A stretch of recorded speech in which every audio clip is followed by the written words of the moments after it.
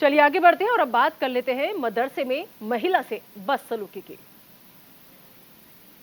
तो दरअसल उत्तर प्रदेश के वाराणसी से बड़ी खबर जो है वो सामने आ रही है, जहां पर आपको बता दें कि उत्तर प्रदेश के वाराणसी से ये अहम खबर है, बड़ी खबर है, जहां पर अस्थायी शिक्षिका से नौकरी के नाम पर शारीरिक शोषण किया गया। शिक्षक चयन के लिए महिला ने आवेदन दिया था। मदरसा दायरातुल इस्लाह चिरागे उलूम के प्रबंधक पर आरोप जो है वो लगा है कि शारीरिक शोषण किया। शोषण के लिए प्रबंधक ने दबाव बनाया। गर्भवती शिक्षिका के मना करने पर भी प्रबंधक ने मारपीट की। महिला शिक्षिका को दरअसल गर्भपात कराना पड़ा। थाना जैतपुरा को सूचित करने पर कोई कार्रवाई नहीं हुई। सीएम पोर्टल समेत कई जगहों पर न्याय की गुहार फिलहाल इस महिला ने लगाई है। तो मदरसे में नौकरी के नाम पर शारीरिक शोषण जो है वो किया जा रहा है। दायरातुल इस्लाह चिरागे उलूम के प्रबंधक पर ये बड़ा आरोप जो है वो लग रहा है। तो उत्तर प्रदेश के वाराणसी से ये अहम खबर, बड़ी खबर जो है वो सामने आई है। दरअसल थाने में भी शिकायत महिला ने दर्ज कराने की कोशिश की, लेकिन थाने में शिकायत के बावजूद भी आपको बताने की महिला को कोई राहत जो थी वो नहीं मिली। पुलिस का कोई सपोर्ट जो था वो नहीं मिला।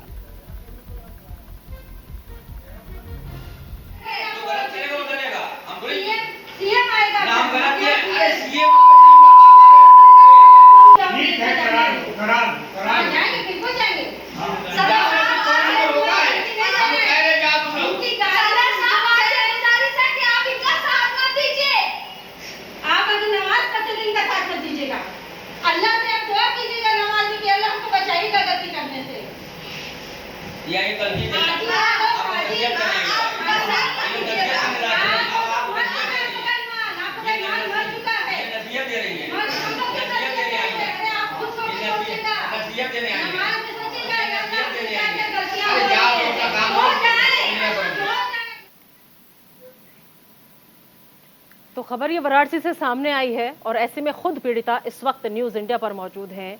और सबसे पहले मैं आपसे यही जानना चाहूंगी कि देखिए आपने सब कुछ झेला है, आखिर हुआ क्या था, क्या कहा गया था आपसे? सबसे पहले आप पूरा मामला बताइए ताकि हमारे दर्शक जो है वो आपकी बात अच्छे से समझ पाए।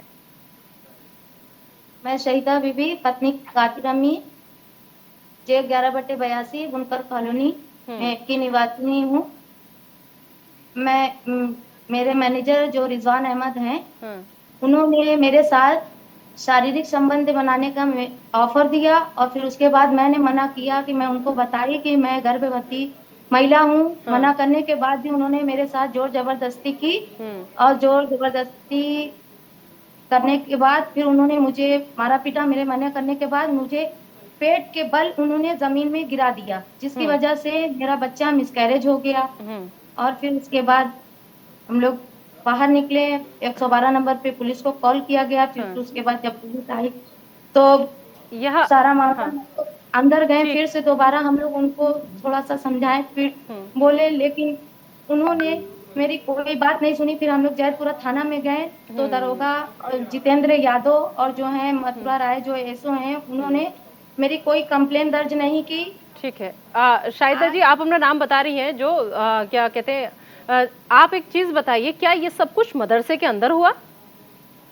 जी हाँ, ये मदरसे के अंदर हुआ। ये मेरे मदरसे की 2 ब्रांचें हैं। वो एक बॉयज वाला है जिसमें हम लोग उस दिन थे, ये निस्वां वाला लड़कियों का जिसमें ऑफ कैमरा था। तो ये सब वारदात वहीं की है। अच्छा, ये लड़कियों का मदरसा है, आप उस मदरसे की बात कर रही हैं जहां पर दीनी तालीमात जो है वो तलबाओं को सिखाई जाती है, लड़कियों को सिखाई जाती है, जहां से वो मौलवन का कोर्स करके बाहर निकलती हैं, राइट? मैं सही हूँ अगर अपनी जगह तो? हाँ, तो जिस वक्त आपके साथ ये सब कुछ हो रहा था, क्योंकि अगर लड़कियों का मदरसा होता है तो वहां पर काफी तादाद में, जितनी मेरी जानकारी है, बहुत लड़कियां होती हैं, पूरा स्टाफ ही वहां पर लेडीज होता है, तो कोई और नहीं था वहां पर? उस दिन मदरसे की छुट्टी थी, 28 तारीख को, बकरा ईद की 27 को स्कूल बंद हो गया था।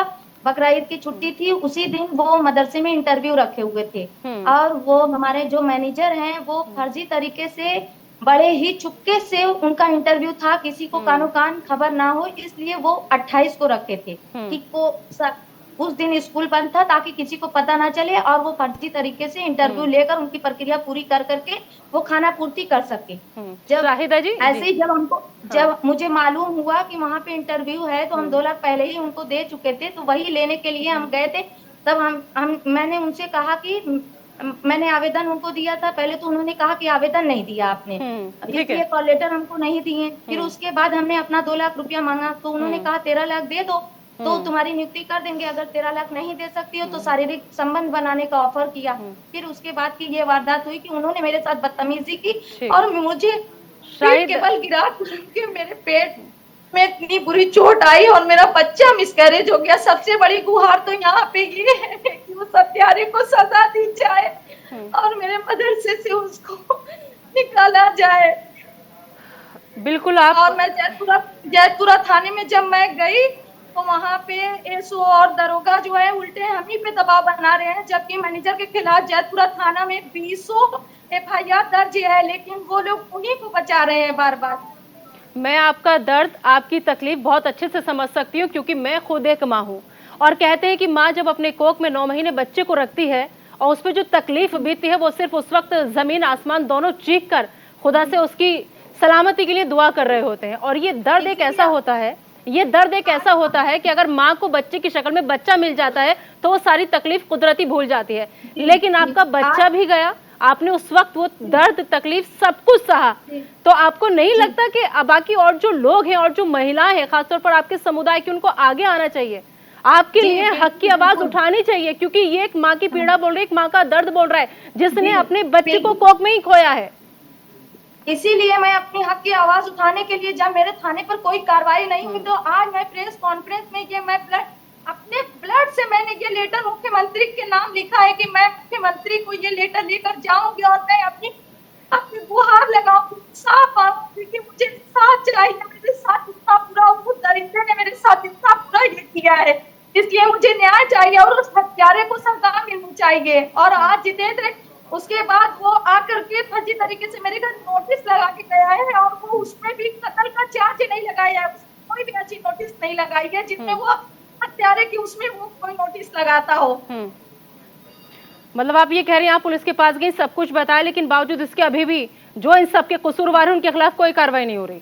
जी जी जी, अभी भी नोटिस आकर के इतनी टाइम 5 बजे चिपकाए हुए हैं, लेकिन फिर भी उसने मिसकैरेज की और मेरे गर्भपात की कोई नोटिस नहीं लगाई है कि उस हत्यारे को सजा मिल सके कत्ल की। आपको क्या कहा जाता है जब आप थाने जाती हैं? क्योंकि देखिए ये तो एक के बाद एक अपराध पर अपराध है। सबसे पहले किसी महिला के शारीरिक शोषण करने की बात कहना, दूसरा उस महिला के अंदर जो गर्भवती है बच्चे को ही पेट के अंदर मार देना जिसकी वजह से आपने अपना बच्चा खोया है। डबल आरोप तय होने चाहिए इन मौलानाओं के खिलाफ, लेकिन ऐसा कुछ भी नहीं हो रहा। आपकी बात पर यकीन नहीं कर रहे हैं या फिर किसी के दबाव में कार्रवाई नहीं हो रही है? क्या लग रहा है आपको? और जब हम लोग वहां थाने पर गए तो वो ये कह रहे हैं कि कुरान मजीद, जो हमारे मैनेजर हैं उनको बुलाएंगे और दोनों लोग को बैठा करके कुरान मजीद उठवाएंगे और ताकि मामला सामने आ जाए। बताइए कि अगर मुझे इंसाफ कुरान मजीद से मिलने लगे तो मैं थाना और ये सब क्यों बनाए? माननीय मुख्यमंत्री और ये लोग हमारे क्या करेंगे बताइए? वो कुरान मजीद से जब फैसला होने लगेगा तो हम अपनी पंचायत बैठा करके अपना नहीं, आपने पुलिस वालों से ये नहीं कहा कि अगर कुरान शरीफ के जरिए या कुरान पर हाथ रखने से या कुरान की कसम खाने से आपका अपराध धुल जाता है? तो कुरान में कहाँ ये लिखा है कि आप अपने ही यहाँ की महिलाओं को या महिला कहीं की भी हो आप उसका शारीरिक शोषण करने की बात कहिए? कुरान में कहाँ ये लिखा है कि आप उसको बुलाइए, आप उससे पैसों का हवाला दीजिए, पैसों का लालच दीजिए और फिर उससे उल्टे पैसे मांगे? कुरान में कहाँ लिखा है कि एक माँ अगर 9 महीने अपने पेट में अपने बच्चों को रख के पैदा करना चाह रही है तो आप दुनिया से आने से पहले ही उसका गला घोट दीजिए? कहाँ लिखा है कुरान में ये सब कुछ? और जब मैंने उनसे कहा कि मैं ये बात सीएम तक ले जाऊंगा तो वो हमारे सीएम को भी खुला चैलेंज कर रहा है कि सीएम आए, सीएम का बाप आए, मैं किसी से नहीं डरता। उसका वीडियो भी मेरे पास है। देखा हमने वो वीडियो और अपने दर्शकों को भी हमने दिखाया। हमारे संवाददाता मदन मोहन इस वक्त आप ही के वहां से वाराणसी से हमारे साथ जुड़ गए, क्योंकि उन्हीं की बदौलत आपकी स्टोरी हम तक पहुंच पाई यहाँ पर और आज हम आपकी बात पहुंचाने की कोशिश कर रहे हैं उन हुक्मरानों तक और साथ ही साथ प्रशासन तक भी कि कम से कम आप तक बात पहुंचे। मदन मोहन, देखिए बहुत बड़ा ये आरोप है कि एक महिला के साथ इतना सब कुछ हो जाता है और वो अपने पेट के अंदर ही अपने बच्चे को दुनिया में आने से पहले ही उसके सोचिए उसको दफनाना पड़ जाता है उसे। और ऐसे में भी आखिर इन मौलानाओं का इतना रसूख है क्या वहां पर, या फिर इस मदरसे की क्या कहानी है? क्यों इनके खिलाफ कोई कार्रवाई नहीं हो रही? क्योंकि सीधा सीधा आरोप यह है कि पुलिस प्रशासन जो है वो मदद नहीं कर रहा। हाँ जी नीता, बिल्कुल ये बताना चाहूंगा। जिस तरह से अगर बात किया जाए तो केंद्र सरकार और लगातार योगी सरकार जो है महिलाओं की सुरक्षा को लेकर के बात कर रही है। वहीं अगर शिक्षा की मंदिर से अगर ये बात उठ करके जाती है, मौलाना जो है एक महिला जो शिक्षिका जो 16 साल से लगभग कार्यरत थी, उनके साथ में जो है इस तरह की घटना को अंजाम देता है। अगर परमानेंट नौकरी करने के लिए पहले तो जो है 2 लाख रुपए के उससे मांगी गई, उसके बाद 15 लाख रुपए की डिमांड यानी कि 13 लाख रुपए और उसको देना था। और जिस तरह से महिला को बुलाया गया उसके बाद जो है उनसे कहा गया कि अगर तुम पैसा नहीं दे सकती हो तो हमारे साथ में जो है तुम्हें शारीरिक संबंध बनाना पड़ेगा। अगर वो महिला जब इस पैसे नहीं देती है, नहीं शारीरिक संबंध बनाने को तैयार होती है, तो मौलाना के द्वारा इस बेरहमी से इस महिला को पीटा गया। और साथ ही साथ अगर बात किया जाए कि इससे जो है लात घूसों से मारी गई और 7 महीने की ये महिला जो है प्रेग्नेंट थी। उसके बाद ये बच्चा जो है कहा जाए तो इनके बच्चा जो है शाम हुआ और लास्ट में जो है इनको अवर्सन कराना पड़ा। तो जिस तरह से अगर बात किया जाए कि जिस मौलाना की अगर हम बात करें तो लगातार इसके बारे में ये शिकायत मिलती आ रही है कि इस तरह की हरकत कर, क्योंकि एक महिलाएं नहीं है वहाँ पे, और भी लोग वहाँ पे थे जिनके साथ में इसने जो है अत्याचार किया है। तो ऐसे खिलाफ में जो है इन्होंने जो आवाज उठाई है, इसके बाद जो है उससे प्रशासनिक सबसे बड़ी बात यह है कि जब ये महिला जब एप्लीकेशन लेकर के थाने पे पहुंचती है तो थानेदार के द्वारा जो है इनको जो है लगातार दौड़ाया जा रहा है। तो ये बड़ी विडंबना है, क्योंकि योगी सरकार लगातार इस पे जो है ये कह रही है और कि कहीं भी कोई महिला को जो है पीड़ित महिला जैसे ही बिल्कुल मदन, बिल्कुल। और देखिए जितने भी फैसले अभी तक लिए गए हैं, चाहे 3 तलाक की बात कर लीजिए, उसके पीछे मकसद सरकार का यही था कि कैसे भी करके जो मुस्लिम महिलाएं हैं कम से कम उनके साथ किसी भी तरह का कोई भी शोषण जो है वो ना हो पाए। मदन, बहुत बहुत शुक्रिया इस तमाम जानकारी के लिए। लगातार पीड़िता हमारे साथ यहाँ पर मौजूद है। एक चीज मैं आपसे समझना चाहूंगी, देखिए जब इस तरीके की कोई तालीम दी जाती है लड़कियों को, तो कहा जाता है कि दुनिया और आखिरत सब कुछ अपनी अच्छी करने के लिए, बेहतरी करने के लिए हमें उन्हें दीनी तालीम देनी बहुत जरूरी है। लेकिन अगर दीन के इदारे में ही रहकर और ये सब लोग इस तरीके के काम करेंगे तो आपको नहीं लगता कि वाकई में विश्वास, यकीन, भरोसा जो है इन लोगों से उठ जाता है, जो लगातार दुआइयां देते हैं खुदा के वास्ते की, तालीम की, दीन की? ये तो ना दुनिया में रहने के लायक है और ना अपनी आखिरत भी खराब कर रहे हैं अगर ऐसे काम कर रहे हैं तो।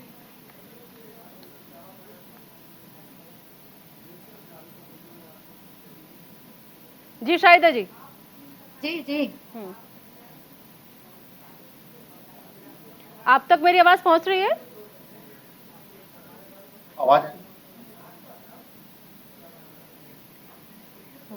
चलिए ठीक है, आपसे हमने बात करने की कोशिश की क्योंकि दरअसल हमारा मकसद जो था वो यही था कि किसी भी महिला के साथ कुछ भी गलत जो है वो नहीं होना चाहिए। और अगर आपकी आवाज प्रशासन नहीं सुन रहा है तो कम से कम हमारे न्यूज इंडिया के माध्यम से, हमारे मंच से आपकी बात जो है उन तक पहुंच पाए और शायद आपके लिए जो इंसाफ की मांग आप कर रहे हैं आपको वो इंसाफ मिल पाए। बहुत बहुत शुक्रिया जुड़ने के लिए। तो आप सोचिए कि अगर मदरसे के अंदर लड़कियों के साथ इस तरीके की हरकतें और खुद जो मदरसे के खैर ख्वाह हैं वो अगर करेंगे तो आप अंदाजा लगाइए कि आखिर महिलाएं कहां पर महफूज रह पाएंगी। तो ये बहुत बड़ी बात है। लेकिन उससे भी शर्मनाक बात यह है कि पीड़िता लगातार दर बदर भटक रही है, इंसाफ की गुहार लगा रही है, लेकिन बावजूद इसके पुलिस प्रशासन जो है वो कोई भी मदद नहीं कर रहा है। ढिलमुड़ रवैया लगातार अपनाया जा रहा है और यही वजह है कि इन मौलानाओं के हौसले इस कदर बुलंद है कि वो साफ ये कहते नजर आ रहे हैं कि चाहे आप किसी को भी बुला लीजिए या फिर आप सीएम योगी आदित्यनाथ से ही शिकायत क्यों नहीं कर दीजिए, हमारा कुछ नहीं होने वाला है। तो जाहिर सी बात है कि ऐसे में किसी का तो संरक्षण इन्हें हासिल है, जो कि इतनी बड़ी हरकतें, करतूतें, शर्मनाक करतूतें मदरसे के अंदर अंजाम दे रहे हैं और वीडियो बन रही है, वायरल हो रही है, पीड़िता धन्य वहां थाने तक जा रही है, लेकिन बावजूद इसके इनके ऊपर कोई भी असर नहीं हो रहा है। और तो मदरसे में महिला से बदसलूकी की खबर आपको हमने दिखाई। एक छोटे से ब्रेक के लिए हमें रुकना होगा, बने रहिए न्यूज इंडिया के साथ।